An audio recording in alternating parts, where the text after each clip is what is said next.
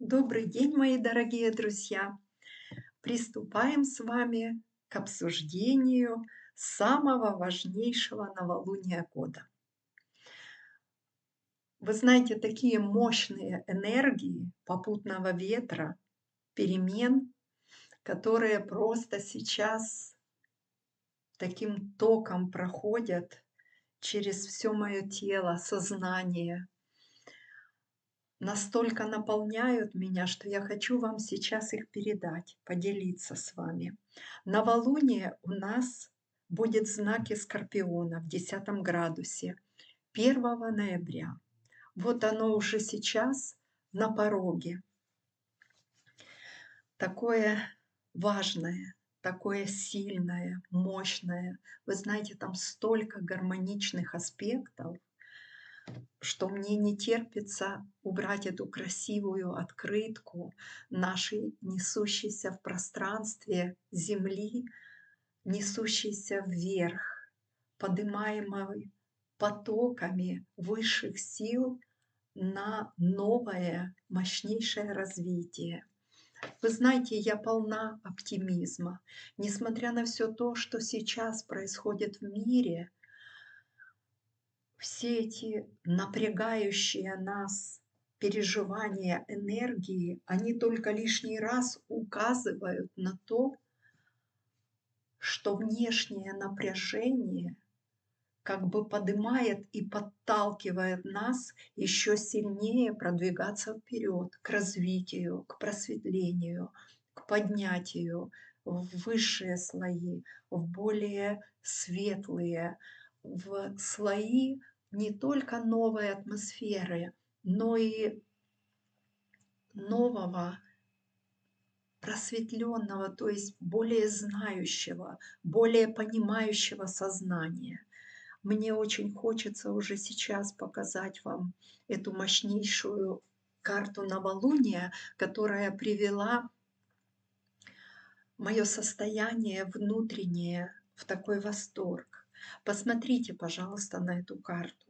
Вот эти все треугольнички, эти все красные аспекты, которые говорят о свободном потоке между планетами.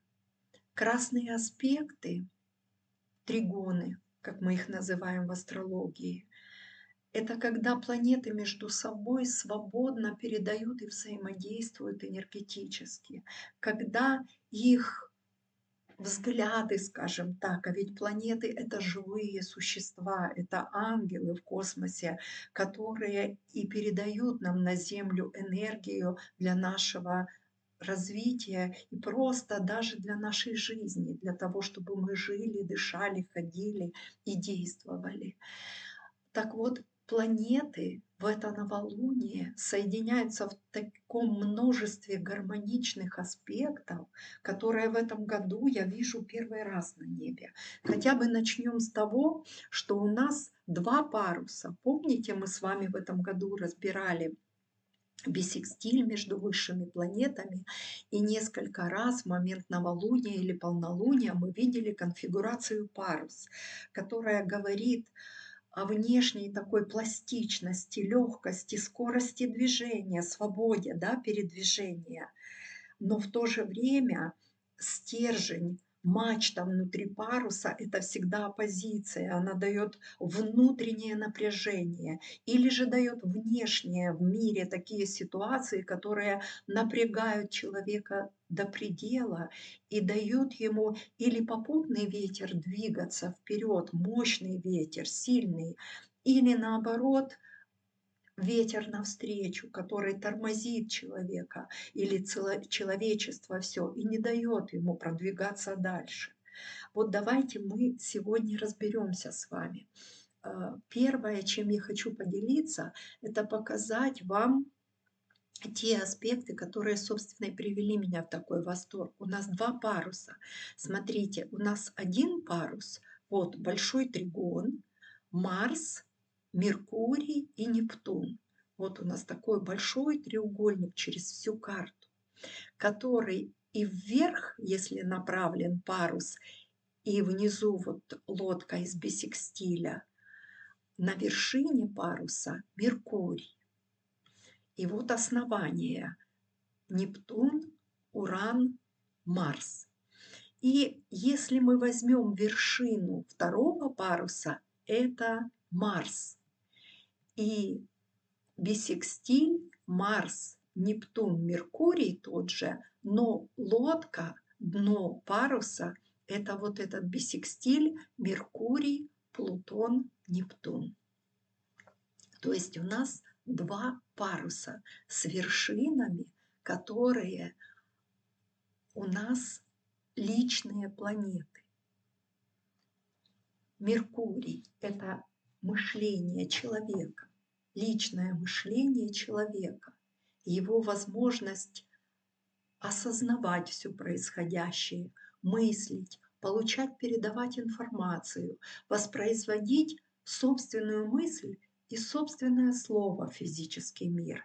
И Марс — это внутренняя воля человека, его мотивация, его умение действовать и приводить в движение ту цель, которую создает для него или внутреннее желание Венеры, или Юпитер как социальная планета и планета каких-то внешних социальных процессов, которые тоже помогают выстраивать человеку цель.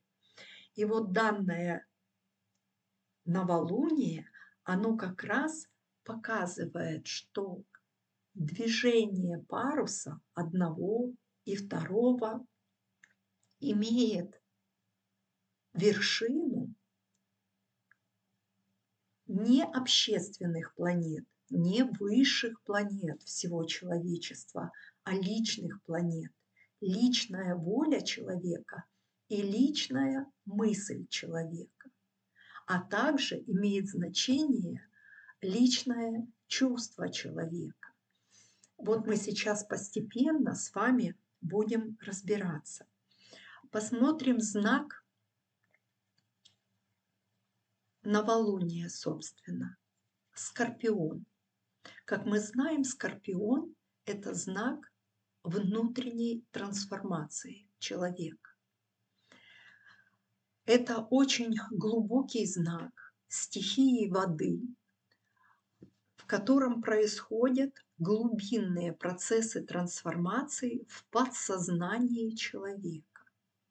И вот данное новолуние предлагает нам осознать, потому что Солнце — это высшее я человека, сознание, сознание личности, а Луна — это подсознание.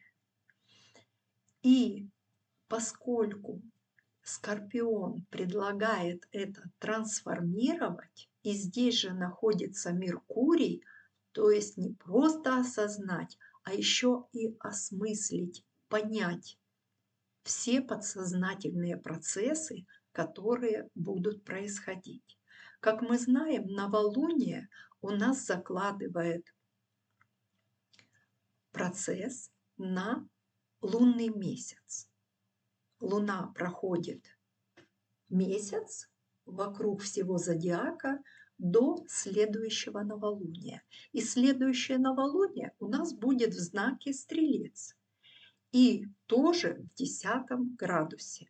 Мало того, все последующие новолуния в течение полугода у нас все будут происходить в 10 градусе Стрельца, затем Козерога, Водолея, Рыб и Овна. То есть данное новолуние, оно начинающее, оно полагает какое-то начало процесса, которое будет происходить на протяжении полугода. Как мы с вами знаем, за это полугодие Марс, который сейчас находится на вершине одного из парусов и которая дает главный мотив, главный вектор событий, потому что Марс замедляется. Мы с вами в предыдущем видео, кому нужно, пересмотрите, пожалуйста, я рассказывала о замедлении и последующем ретро-движении Марса, которое будет происходить до февраля следующего года и затем еще до мая, до знака Овна, вот где как раз и будут эти новолуния в 10 градусе, Марс еще будет постепенно набирать скорость. То есть вот это замедление, ретро-движение и потом последующее увеличение скорости, оно как раз и будет происходить все эти полгода. Поэтому уже у нас с вами выходит на сознание, на осознание такая закономерность, не случайность, а закономерность. Полгода Марс будет замедлять движение и уходить в ретро-движение, напрягая нас изнутри. В данном новолунии Марс находится на вершине мачты паруса, основанием которой является Плутон. Плутон находится на переходе из Козерога в Водолей. То есть Плутон уже вышел из ретро-движения. Он переходит в Водолей за это время и будет олицетворять начало нового мира. Мы об этом тоже с вами уже говорили, я повторяться не буду. Кому надо, пересмотрите предыдущее видео. И вот как раз вот это мощный переход в новый знак Плутона, который будет производить некие совершенно новые действия, новые манипуляции. И Плутон у нас является главным в знаке Скорпиона. Он управитель знака Скорпиона и управитель данного новолуния. И именно он будет производить все эти трансформации и напрягать нашу внутреннюю волю, напрягать наше сознание на то, чтобы мы сконцентрировались, потому что самый мощный энергознак – это Скорпион, это знак, где производится вся энергия. Энергия, которая нам дается на то, чтобы жить, ходить, действовать, идти к своей цели, что-то создавать, производить. Вся энергия, которая нам нужна, она проистекает из знака Скорпиона, которыми управляет Плутон и которым соуправитель является Марс. То есть вот это напряжение и эта оппозиция через всю карту между двумя родственными планетами, поскольку Марс – это личная воля, а Плутон – это коллективная воля всего человечества на планете Земля. И вот здесь как раз стоит главный акцент, что двигаться-то парус будет с помощью личной воли каждого отдельного человека. И слово будет влиять на мир, слово и мысль каждого конкретного человека, потому что вторым парусом на вершине стоит Меркурий. Тоже личное слово, личная мысль каждого конкретного человека. И здесь тоже оппозиция от Урана к Меркурию, где Меркурий – это личная мысль человека, а Уран – это мысли всех людей на планете Земля. Это тоже две родственные планеты. Уран является высшим Меркурием. И вот эта оппозиция, это напряжение, этот крест большой через всю карту между родственными планетами и между планетами, которые стоят на вершине этой мачты и на вершине всего паруса гармоничного, как раз и указывает нам на то, что начинается процесс, когда высшие планеты будут трансформировать человеческое сознание в последнем ключевом режиме. То есть на протяжении последующего полугодия мы с вами будем проходить наимощнейший поток трансформации нашего внутреннего сознания. И все конфигурации данного новолуния указывают на то, что самым лучшим, что мы можем сделать, это сопутствовать, принять и осознать данную трансформацию. То есть быть в полном сознании, ежедневно понимать, что происходит у нас внутри, в наших мыслях, в наших желаниях, поступках, действиях. Видеть, как происходят эти внутренние изменения для того, чтобы соуправлять этим процессом.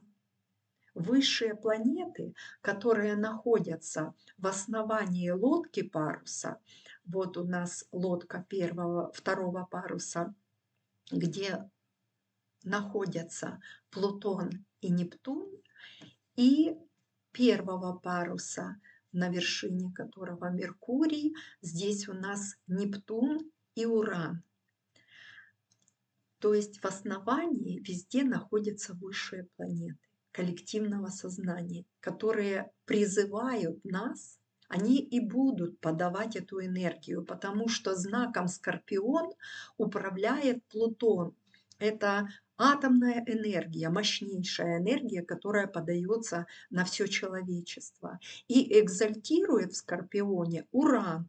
А Уран – это тоже энергия коллективного сознания, коллективного мышления, разума, новых технологий. Это импульсивная, озаряющая энергия, которая будет бесконечно подавать нам импульсы в наш личный мыслительный процесс, и мы будем принимать новые мысли для того, чтобы внедрять вот это все новое, которое задумано высшим разумом, высшими планетами, то, о чем мы с вами говорим на протяжении полугода, то, о чем мы постепенно рассуждаем, мы смотрим. Это не значит то, что нынешнее новолуние нам показывает массу гармоничных аспектов, тригонов, вот красных аспектов. Это не говорит о том, что все будет прекрасно и гармонично в нашем мире, что мир успокоится, и мы будем жить в гармоничном пространстве, и высшие планеты за нас будут подавать энергию, все решать, делать. Нет, это как раз говорит наоборот, потому что вот этот большой крест, который и дает опору, эти мачты, их называют в астрологии двигателем, мотором, который и дает вот это быстрое развитие и движение парусом и всем гармоничным аспектом. И это напряжение, оно будет происходить как внутри каждого человека, будет призывать к осознанию всех процессов, так и снаружи. Потому что мачта идет от высших планет, от коллективного сознания человечества и от коллективной воли человечества. То есть наружные коллективные процессы, и процессы очень мощные, и Плутон, и Уран являются энергиями разрушения, энергиями трансформации, мощных процессов перемен. То есть вокруг нас будут происходить мощнейшие потоки перемен, которые и будут создавать такое напряжение, которое будет вызывать осмысление и изменения наших личных действий, мотиваций, будут менять внутренние мотивы, внутренние цели каждого человека, перенаправлять эту цель, но опять же, куда? Парус нуждается всегда в попутном ветре. И мы с вами знаем, что попутного ветра можно достичь только тогда, когда внутренний мотив человека совпадает с внешней его целью, с той целью, которую он заложил. Что значит внутренний мотив? Это наше внутреннее «я». Как раз Марс у нас находится в последнем градусе знака Рак. А Рак – это управляет им Луна.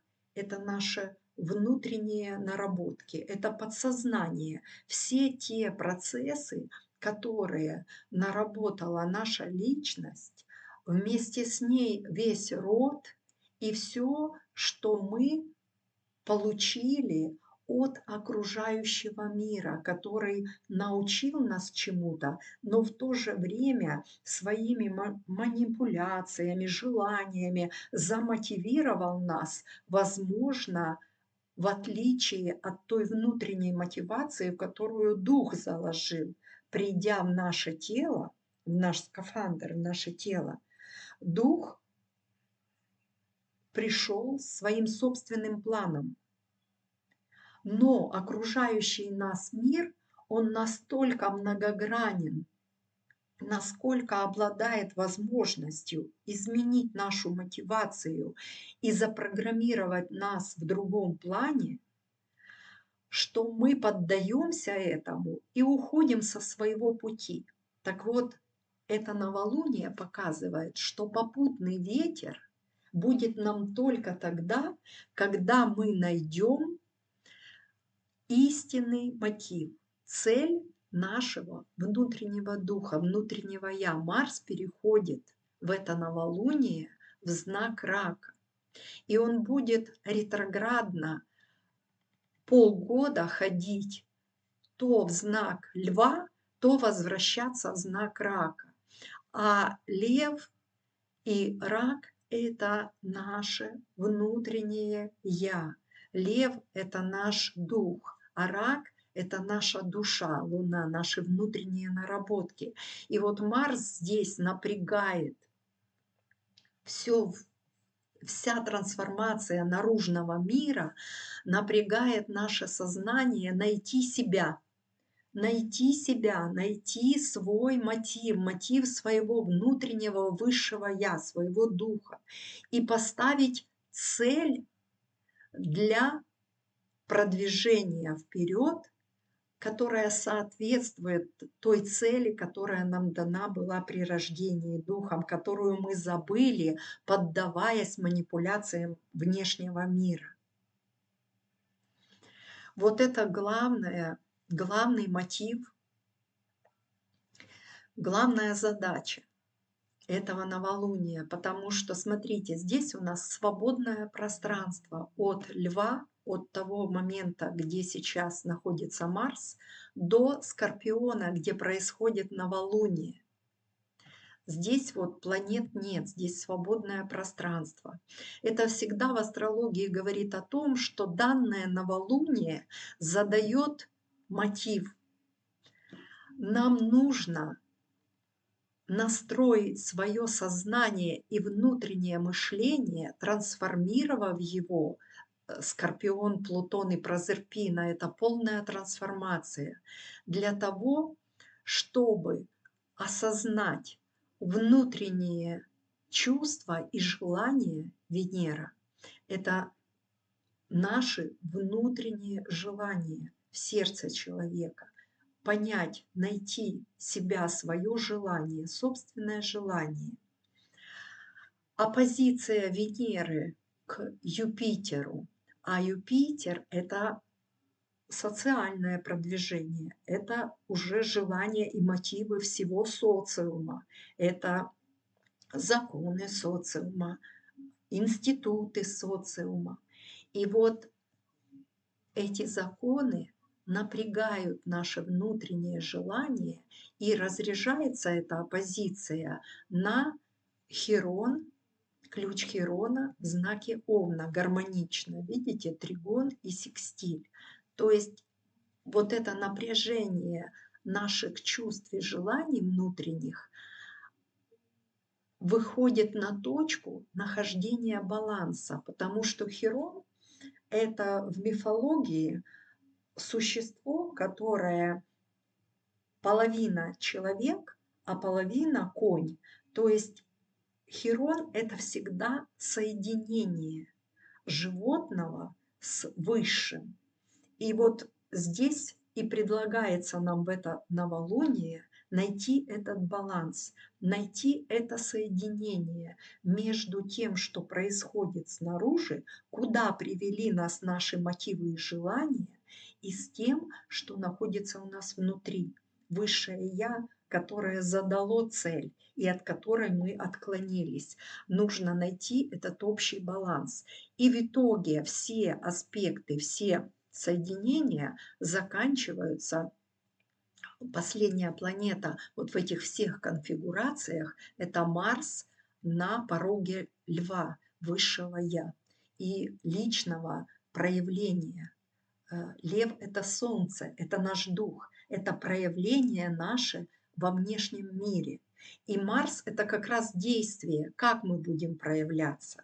Вот полгода мы будем искать вот эти личные желания, личные мотивы. Мы будем искать новую цель, новый путь и проявление. И нынешнее новолуние предлагает нам просто настойчиво, не просто предлагает, а настойчиво советует уже сейчас, 1 ноября, записать эти цели, эти желания и сознательно контролировать их ежедневно в течение дня для того, чтобы получить вот этот попутный ветер. Карта необычайно энергетическая. Карта – это преобразование внешнего мира. Идет мощное преобразование энергетическое внешнего мира. Преобразование для достижения какой-то главной, основной задуманной цели высшими планетами, то есть высшими существами, высшими строителями нашего космического пространства. И нам дается попутный ветер, и дается возможность соучаствовать в этом, потому что на вершине паруса одного и второго находятся личные планеты. То есть каждая личность, которая найдет внутри свою личную цель, мотивацию, которая осознает это и придет к пониманию, она будет соучастником этих великих процессов, на которые указывает нам карта нынешнего новолуния.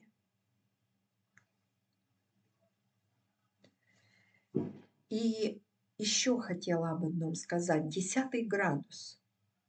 Полгода у нас будет в 10 градусе находиться все новолуния. А 10 – это цифра полноты.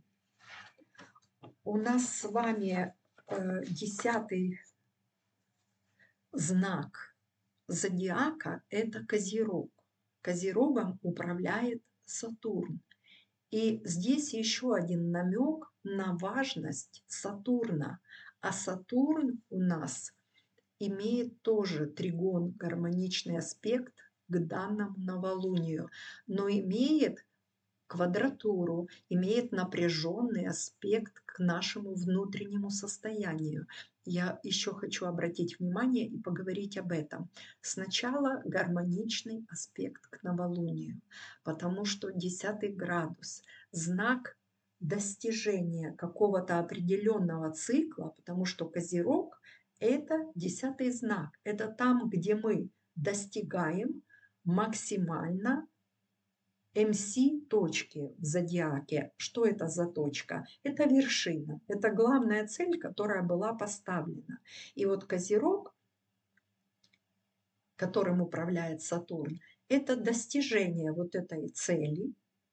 И Тут же начало нового цикла в истории, в космосе, в движении всех планет, всего пространства нашего. Нет периода, когда мы дошли и остановились. Нет. Как только мы достигаем какой-то цели, мы тут же должны ставить новую, тут же. Возможно, еще на подходе к самой верхней точке уже рождается новая цель. И Козерог как раз это 10-й знак, это цифра 10, обозначающая полноту и начало нового цикла. Потому что как 10, 1 и 0, это полнота всего, завершение. А как единица, потому что 1 плюс 0 это единица, это начало нового цикла. Это одно и то же. Завершение и начало. Так вот, эти полгода мы как раз будем завершать и начинать новый цикл. Вот только полгода у нас есть на завершение старого цикла и начало нового. Как мы с вами неоднократно говорили, в 2025 году у нас Сатурн с Нептуном войдут первый раз в 1 градус Овна. Соединение. Там не совсем будет 1 градус, в точном соединении они зайдут только в 26 году. Но на протяжении 25-го, учитывая орбисы Солнца и Луны, которые между ними неоднократно будут проходить, а они своими энергиями соединяют. То есть мы увидим не раз уже это соединение. И почувствуем энергию соединения этих планет в Овне, а это начало нового цикла. Оно будет постоянно в нас присутствовать, оно будет нас будоражить, мы будем вокруг и внутри чувствовать и видеть начало нового и нового и нового на протяжении всего года.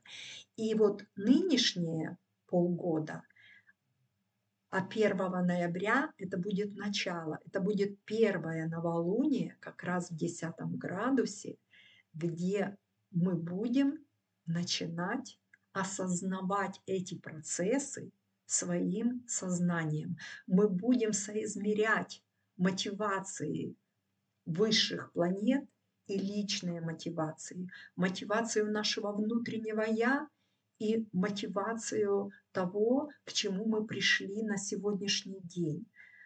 То есть мы будем повышать градус осознанности. Вот о чем это новолуние. И еще Марс и Плутон,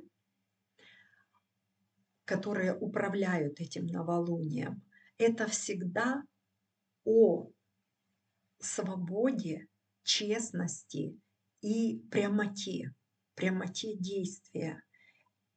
Марс, как управитель 1 знака Овен, он всегда честен в своем движении. И Уран, который является дном мачты 2 паруса, это свобода. Уран, управитель Водолея, куда заходит сейчас Плутон, это все взаимосвязано. Плутон, Меркурий, Уран и Марс. И я вам сейчас даже на карте покажу. Посмотрите, какой прямоугольник. Марс, Меркурий, Плутон и Уран. Вот они связаны еще аспектами гармоничными, где свободно перетекает между ними энергия. И все они о прямоте, о действии, о мотиве, об осмыслении, о трансформации и о честности и свободе. Честность и свобода. Вот основание прямоугольника – это честность и свобода. И второе основание прямоугольника – это осмысление, осознание собственных внутренних мотивов и о трансформационном процессе в связи с этим. И я хочу сказать, что свобода всегда вытекает из истины, а истина у нас олицетворяется высшими планетами, Уран, Нептун и Плутон, которые являются основанием двух парусов наших. Вот у нас есть одно основание, есть второй бисекстиль, второе основание и третий бисекстиль вот до Меркурия сформировался. То есть у нас сформировались 3 бисекстиля, и все они имеют 2 высшие планеты в основании. Или Плутон и Нептун, или Нептун и Уран, или же Уран и Марс, то есть и Нептун. Все имеют высшие планеты. А высшие планеты и в особенности Нептун, который является на вершине вот такого многогранника, смотрите, Марс, Меркурий, честность, да, честность слова, поступка, мысли, они создают гармоничный многогранник, пятигранник. Это тоже редкая фигура в астрологии из всех гармоничных аспектов, которая вершиной выходит на Нептун. А Нептун – это в самом высшем смысле это энергия любви, энергия новой идеи, истины, истинной идеи. А если в низшем смысле, если пойти по пути манипуляции, по пути обмана, по пути, здесь же Меркурий у нас находится, это можно в знаке Скорпиона обманывать, манипулировать, всячески использовать других людей. Это низшее состояние. Так вот, в низшем состоянии Нептун дает очень негативные процессы, которые уводят человека от истины, уводят в очень глубокие заблуждения и в очень сильно искаженные негативные психические состояния. Так вот, здесь дается выбор. Это новолуние, это точка выбора. Или вы пойдете по высшему пути, сценарий, который предлагают высшие планеты, или по низшему. То есть данное новолуние, оно еще и о том, как сильно продолжит разделяться человечество, как мы увидим честные, благородные мотивы и поступки, и мы увидим негативные отклонения и заблуждения. Вот это новолуние еще об этом. И Уран, да, как одна из планет, которая уже находится в пространстве человека, то есть в знаке Тельца. Если Нептун только в 26 году перейдет в первый знак Овна, да, олицетворение нового мира, Плутон еще пока находится в Водолее, то есть знака, где происходит зарождение новой идеи и подача нового воздуха из космоса, то Уран уже некоторое время идет в этом новом мире как первая планета из всех 3 высших и находится в знаке Тельца, Земли, формы физического пространства, которую он трансформирует и разрушает все негативное. И вот как раз Уран – олицетворитель свободы. А свобода вытекает из истины. Она возможна только тогда, если ты истинный, ты будешь свободен. Если ты выбираешь правду, здесь я хочу немножко коснуться Библии, коснуться того, что в Библии написано: «Сатана – отец лжи». И когда человек выбирает правду, только тогда он становится свободным. И как раз оппозиция Урана с Меркурием и Плутона с Марсом, личная мысль, личная воля, говорит о том, что только личная воля и личное действие изменит волю всех. Плутон в Водолее, да, последняя высшая планета, которая на протяжении 20 лет будет менять атмосферу Водолея. А знак Водолея – это коллективы, общественные коллективы на Земле. И вот Марс, находясь на вершине и находясь последней планетой в конфигурации, как выразитель личной воли каждого отдельного человека, говорит нам в это новолуние, что именно правда, истина и высшая, и личная воля будет менять волю всего человечества. Как это понять? Это значит, что когда накопится критическая масса людей, не желающих врать и не желающих самим обманываться, а ищущих внутри себя истинные мотивы, истинное высшее Я, истинные цели, и несут ответственность за свои слова, это уже Меркурий на вершине второго паруса, за свои слова, за свои мысли даже, и за свои взаимоотношения и влияние слова на окружающую среду, только когда накопится критическая масса таких людей, тогда мы увидим преображение всего мира. А это как раз планеты Плутон, Нептун и Уран. Те, которые и создают вот этот бисекстиль из высших планет, о котором мы много говорим в этом году, и которые сейчас передают нам энергию всего космоса, всей Солнечной системы, которая поднимается, движется вперед, которая идет к этому процессу и призывает сейчас лично каждого, личные планеты, лично сознание каждого человека последовать. Потому что процесс идет, хотим мы, не хотим, будем мы участвовать, не будем, этот процесс произойдет. Но произойдет он с нами или без нас, это зависит уже от каждого из нас.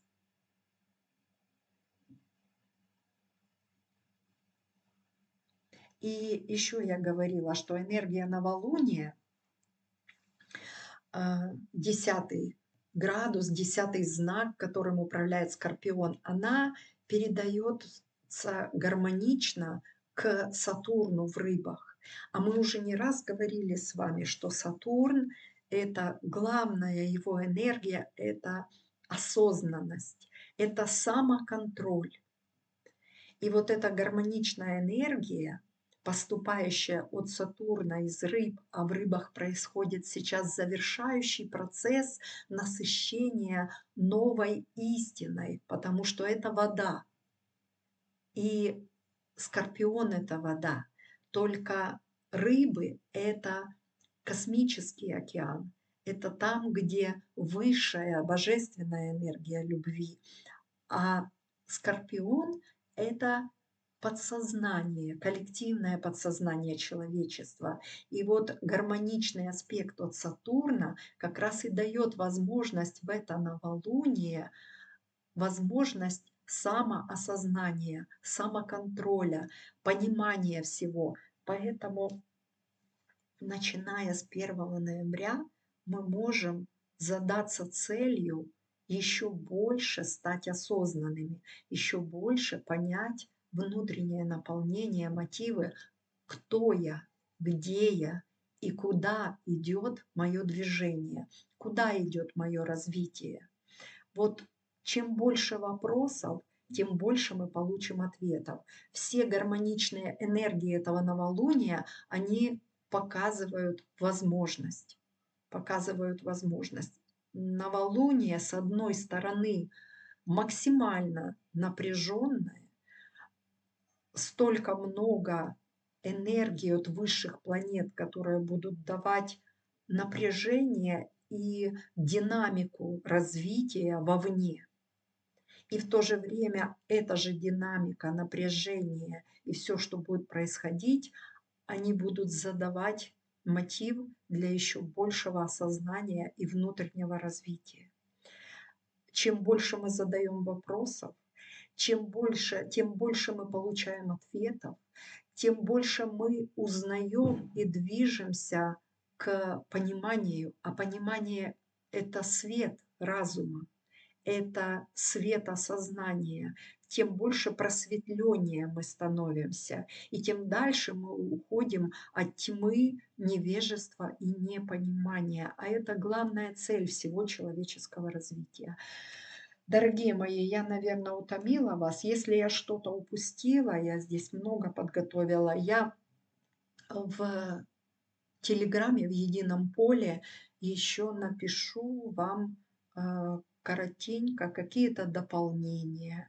А здесь буду завершать и благодарю вас от всего сердца, благодарю вас за то, что вы вместе со мной разделяете мои внутренние энергии, мои осознания, за то, что вы участвуете в совместном процессе. Ведь человек — это коллективное светлое существо, коллективное.